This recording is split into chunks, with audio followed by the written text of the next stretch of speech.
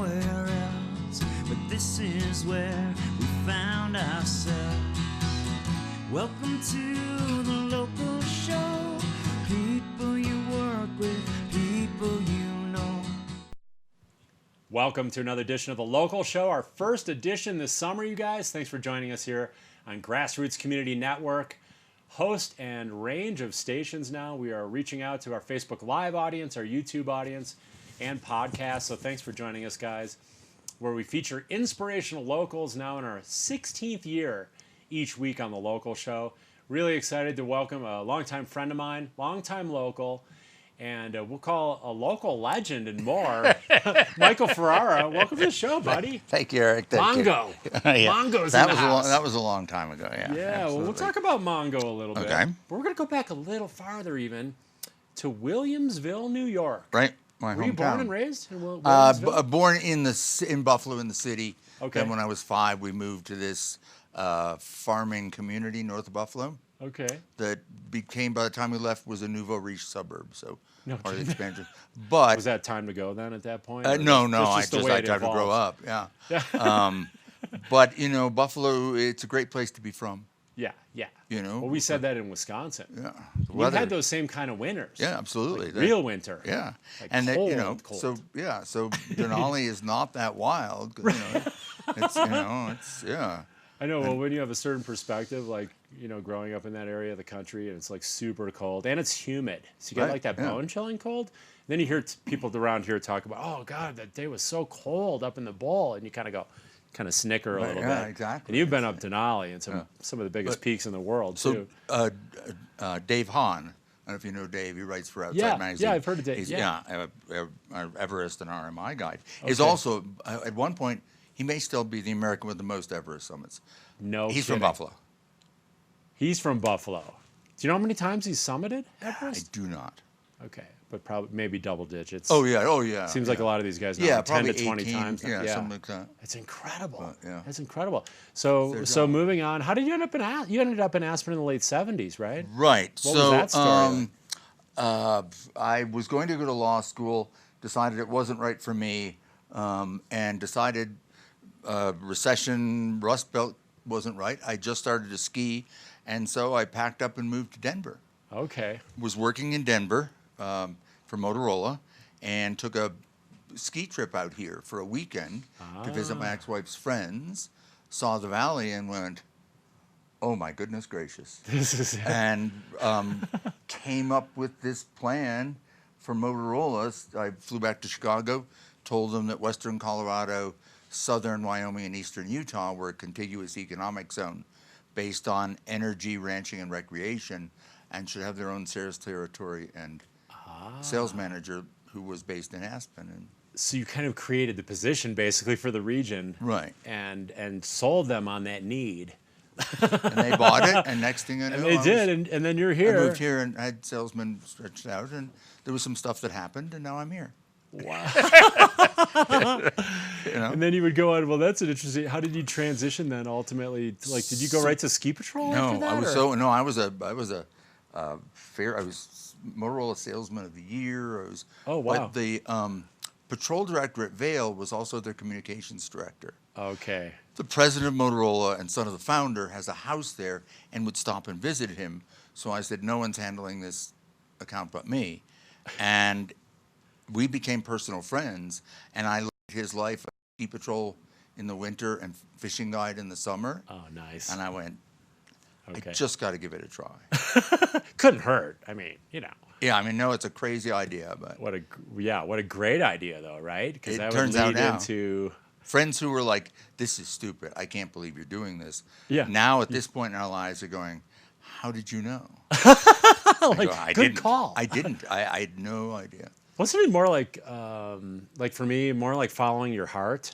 Like it was like this charted plan and diagrammed out, like carefully plotted thing. It was more just follow your heart, and then you fall into that mountain lifestyle. Joseph Campbell has a saying that follow your bliss and doors will open for you where they wouldn't for someone else. Yeah, I like that. And that's been a big. Now you have to look at the door and be willing to open it, but it's worked for me for whatever.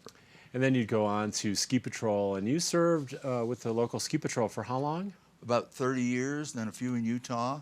Wow. And that's how I got, so when I became a patrolman, I got into first aid. Okay. Really liked first aid, and I'd Okay. always been a science nerd. And so I became an EMT and then a paramedic. And then, you know, there was just a place for paramedic with basic mountain skills. And that's what took me on some of these, to the Arctic and Denali and things like that. So, And we're going to take a break in just a second here, Michael, but you had lived in the Arctic you lived there for a while, right? a little over a year. A little over a year. Yeah. Just briefly, what's that like? Because that's my Lord. one of the craziest things that I read in your bio. Just living in So we were in just on the north side of the Brooks Range, the base of Adigan Pass. Okay. There was a repair project on the pipeline. So there were 400 of us living in trailers, Okay. work trailers, out on the Arctic plain. Magnificent place. The eastern boundary of the camp was the western boundary of Anwar. Oh, wow. So we could, you know, our time off, we would go wander around in Anwar. Incredible. It was brilliantly. Wow. Was that beautiful. Alyeska pipeline? Yes. That you were working? Okay. Yeah. Okay. But yeah, it's just such a, you know, grizzlies, the porcupine caribou herd, Dall sheep, Arctic wolves, muskox, ravens. It's wow. Full on. But there's not a lot of culture. Right. You can't 400 working can't guys just go to the living in music trailers. tent or the institute Yeah. to see Madeline Albright. And of speak. course, in December it's dark right. and cold. But that sounds like a very hearty, very like fulfilling. Good place for a guy from Buffalo or Wisconsin. Right, there you go. Go to a warmer climate. Yeah, exactly. We're going to take a quick break, Michael. Rehydrate. Okay. Get ready for the main body of the show, and we're going to be talking about nature bathing, among other things. Right. Do you guys have your soap and your shampoo? Right. We're going to take a quick break, our early break of the show, guys. I do want to thank our generous underwriters this summer for making our summer series June through September happen. We have the Aspen Square, Klug Properties, Independence Pass Foundation, Pitkin County Landfill, Sundog Athletics. We're going to go to a quick break. Thanks to our sponsors. Just make sure I got them all. Yep, first time for the season, got them. And we'll be back in 2 minutes with Michael Ferrara. He's been written up in several magazines, including Outside with a feature article, on the Today Show with his dog Lotse. And he's got a lot to share with us, you guys, and how he's helping people in a very meaningful way out in the great outdoors. So don't go away.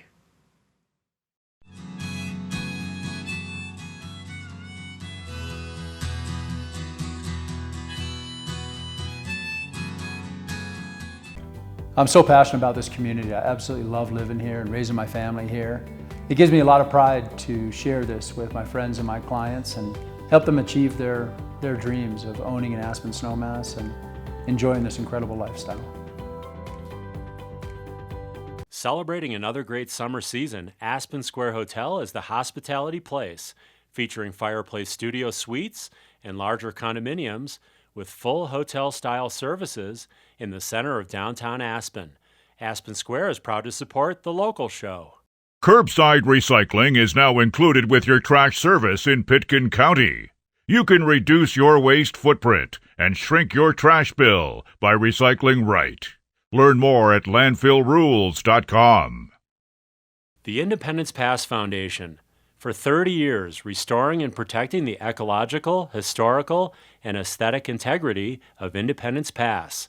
To learn more, independencepass.org. Sundog Athletics, Aspen's adventure sports school, is your opportunity to experience the most beautiful adventure locations and gain new skills to be safer, perform better, and have more fun.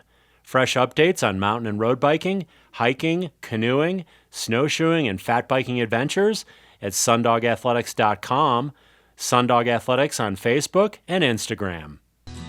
Welcome to the local show. People you work with, people you know.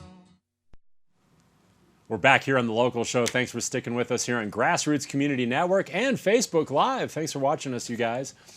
And joined by Michael Ferrara, who's a longtime Aspen Skiing Company patroller, rescuer, mountaineer, man about the Arctic Circle. Cop for a while, deputy sheriff. That's right. Worked for the Coroner. Sheriff's Department for a while. Coroner and assistant coroner. Yeah, I was deputy coroner. Were you working with Tom Grady at all, or after I Grady? worked with Grady for quite some time. Grady's a longtime friend of mine. Oh, really? Yeah, since the Copper Horse days. Oh, yeah. Oh, yeah. He was the patrol director when I was a deputy. Okay. Great, a terrific guy. I like. Okay, so Michael, you've seen a lot, to say the very least, including some pretty gruesome accidents.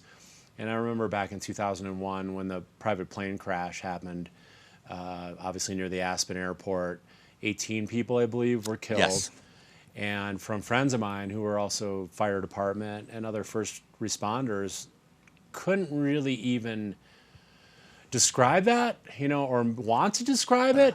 And things like that are just, I can't imagine, but heard some of the language and descriptions from something like that.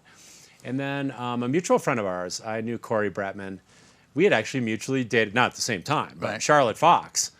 So we were just one of Fox's men. Right, yeah. We'll call him. And I Right. knew Corey. And it was really when Corey died, I believe when he was skiing Powerline. Off the back of Aspen Mountain. Yeah, and And he had died in an avalanche. Pandora's. That it was kind of almost like the last straw, it seemed like, for you, in terms of like just strings and strings of tragedies and all these things. And can you talk a little bit about that? Kind of the. It was the. I had been struggling since 2006 with what we now call cumulative incident stress disorder.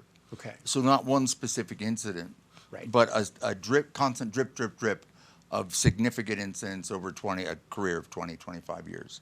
Later in this, I was to find out that twice as many first responders each year take their own lives as die in the line of duty. Oh, And, wow. and that's what has really stimulated the presentations I do and that. So I was struggling with it. Things got pretty bad. I have had a slew of orthopedic injuries and became addicted to opiates as a self-medication.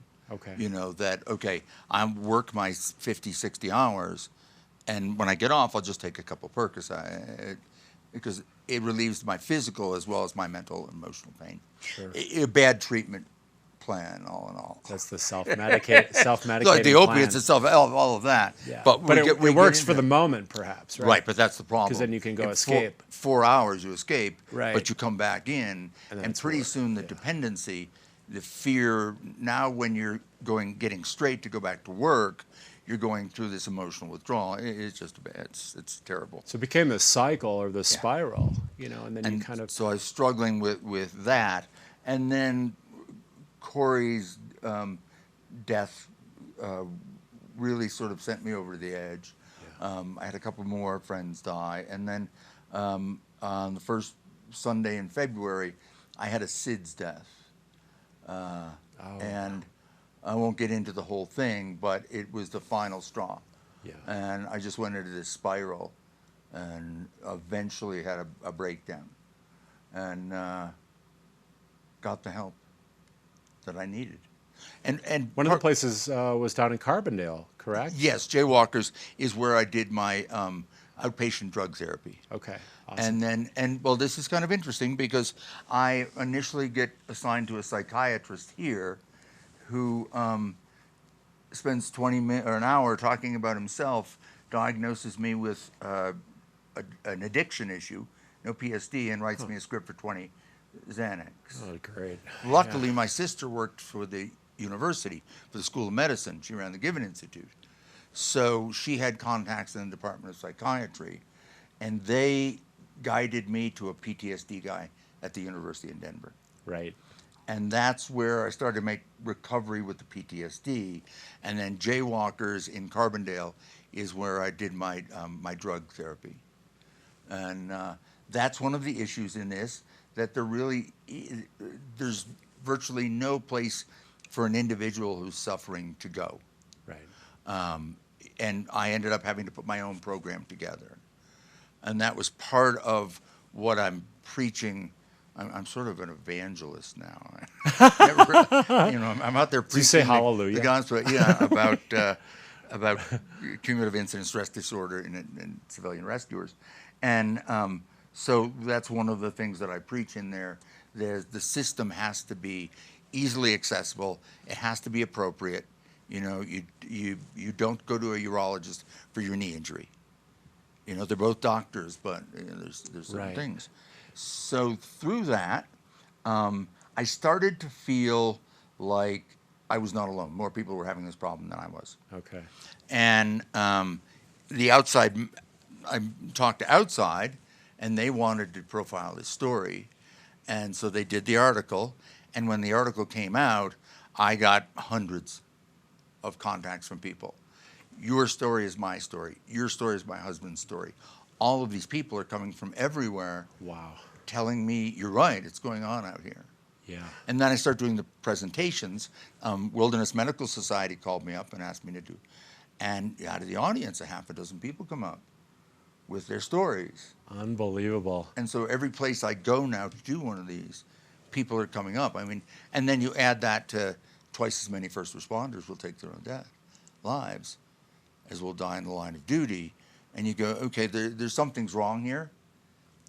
And for a lot of reasons, we're not addressing it. Well, what's incredible reading the Outside Magazine article is that over 24 million Americans are affected with PTSD. So you really, like, you came forward almost like a pioneer, because you spoke about it, and then you spoke in the media, and then inspired all these other people to kind of come forward, or maybe lower their fear level or their apprehension to where they come forward, they say, hey, you know, we'd love to get that help too, or we went through this. And then you kind of developed a methodology, because you literally were like, again, self-medicating, but this time in the outdoors. Right. And so yeah, part of that, you know, these people are coming out of the woodwork to, you know, to let me know that this problem exists. And, you know, we're just not dealing with it. One woman from Harvard said to me, I was at the tsunami, I was in Bosnia, I've been all these places, and I'm fine. I came back from Haiti, I'm a wreck.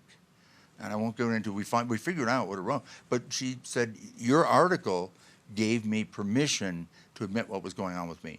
You be willing to stand out like that gave me permission and recognize and talk about what was going on. And I thought that was cool. Now, the bad thing is she went to her hospital and said, I have PTSD. And she was informed, physicians from this or that education do not get PTSD. Oh, and there's okay. more into that, but so finding the right professional is key, and connecting with the outdoors. So and in the midst of all of my troubles, I'm given this questionnaire to fill out, and I turn it in. I stopped answering after the first page because every answer is yes. They went, this is not funny, Michael. This means you're completely depleted of adrenaline, dopamine, serotonin. All of this stuff in your head's been going on for so long, you've used up. So you are now on a no adrenaline diet. No skiing, no ski mountaineering, no ice climbing, none of this. And I just started Nordic skiing. I'm a classic skier, so I go out 3-4 hours a day Nordic skiing. Now, I had described to the shrinks that it was like the inside of my head was the inside of a giant black dome. And on that ceiling, we're constantly playing dozens and dozens of slideshows of just terrible, terrible things. And I couldn't stop them. They ran constantly. And every now and then a trigger one would bring one to the forefront. And when that happens, your subconscious doesn't know that it's not happening right now. So it triggers all of those chemicals of adrenaline and depression and all that. So that was part of the struggle. So I take up this Nordic skiing, and after about 10 days, I call up the doc in Denver and go, they've stopped. He said, what? I said, the slideshows have stopped. He said, when? I said, I don't know, but they're not running. And so I kind of attributed this to the left-right EMDR of classic Nordic skiing and being in the out of doors. And with, let's say, my dog, but that's a... Let's touch on EMDR, because that's part of the rhythmic movement, yes. Correct? Of Nordic skiing or walking or rollerblading. Right. The concept being is that horror show lives in your right brain.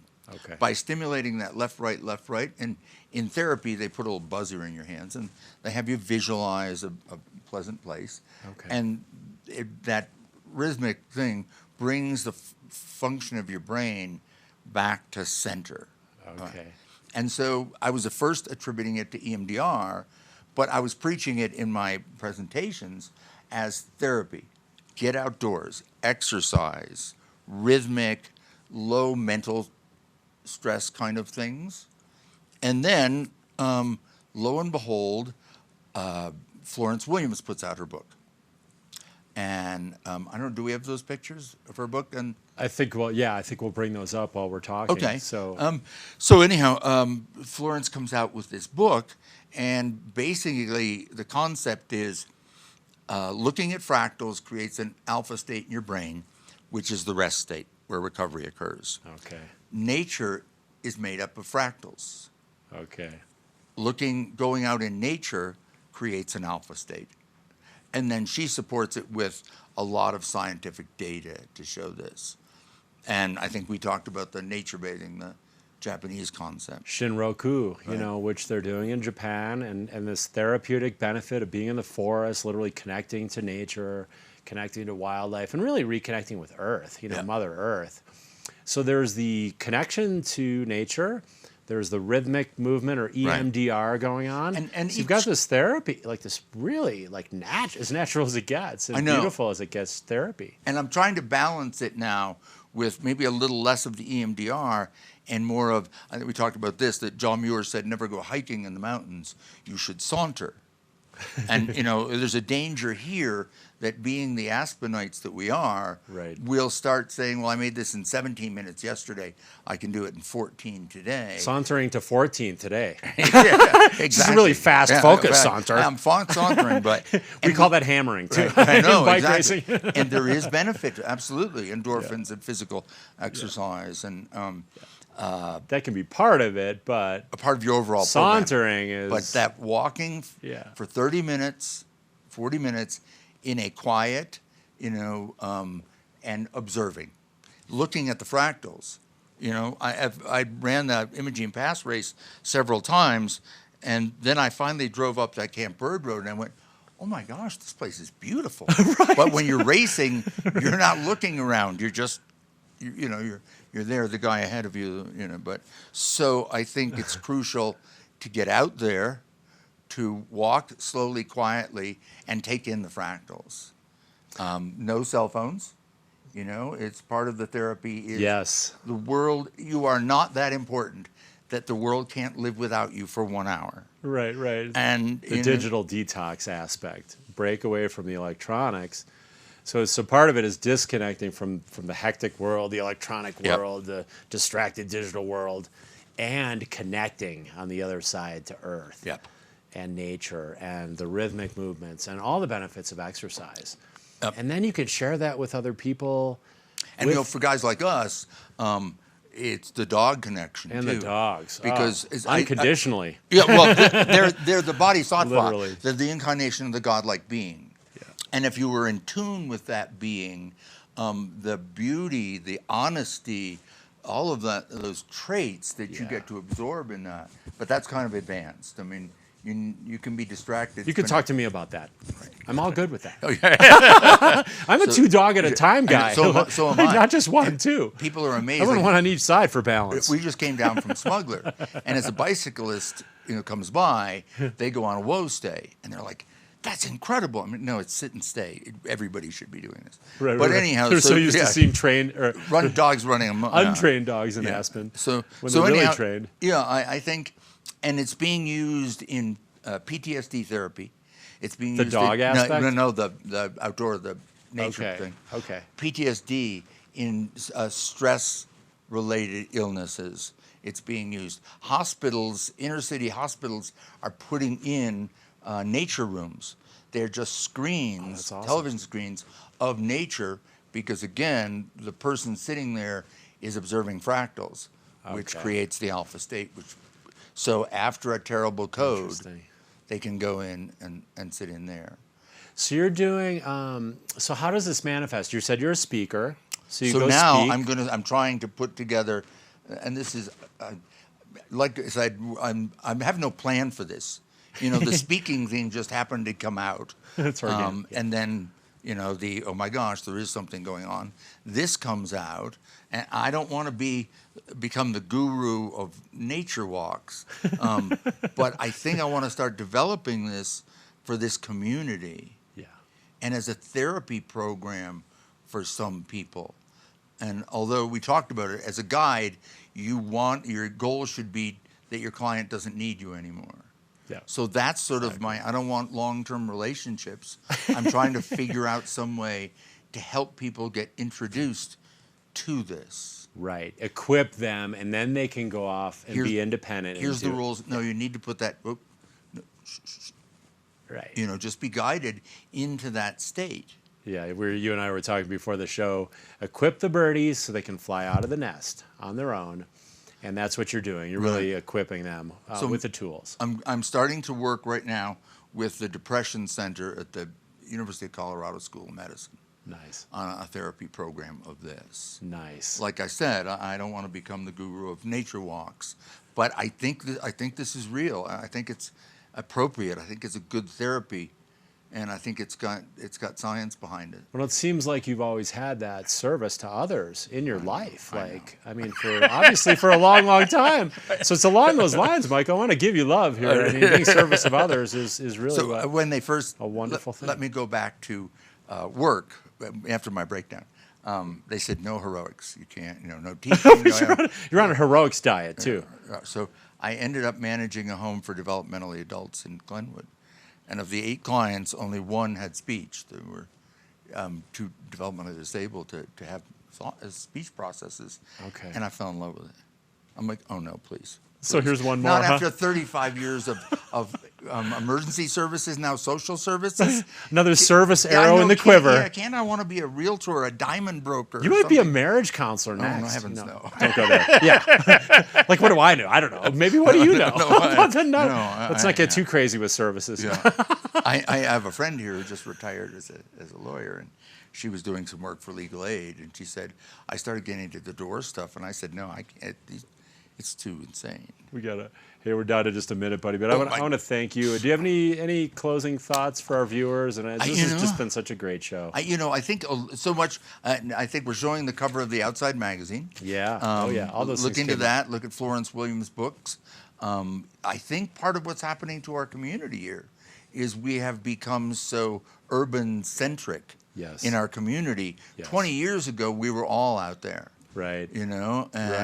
And we're becoming so wound up in our little urban environment here. I agree. That I think it's a good course for Aspen. It's such a great topic and so relevant right now. I like to say now more than ever. It's just getting crazier and crazier, and Aspen's a little microcosm of the crazy society. Absolutely. So did you have fun on the show today? I had a great time. Thank you very much. Thank you for being here. Yeah. Thank you for sharing. I want to share some cookies I baked for you last night. This is the only reason I came over here. I knew this was really your hidden agenda. I mean, I knew that Erik's organic chocolate chip. Absolutely, and faced previous guests of Klaus Obermeyer and Olympians and Gretchen Blyer and Chris Klug.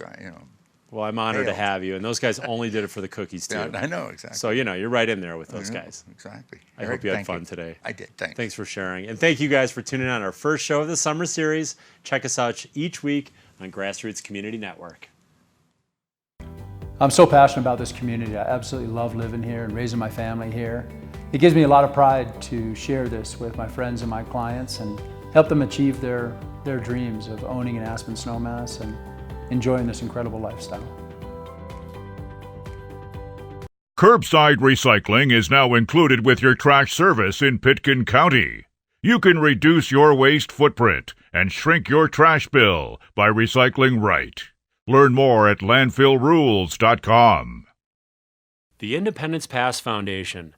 For 30 years, restoring and protecting the ecological, historical, and aesthetic integrity of Independence Pass. To learn more, independencepass.org. Sundog Athletics, Aspen's adventure sports school, is your opportunity to experience the most beautiful adventure locations and gain new skills to be safer, perform better, and have more fun. Fresh updates on mountain and road biking, hiking, canoeing, snowshoeing, and fat biking adventures at sundogathletics.com, Sundog Athletics on Facebook and Instagram. Welcome to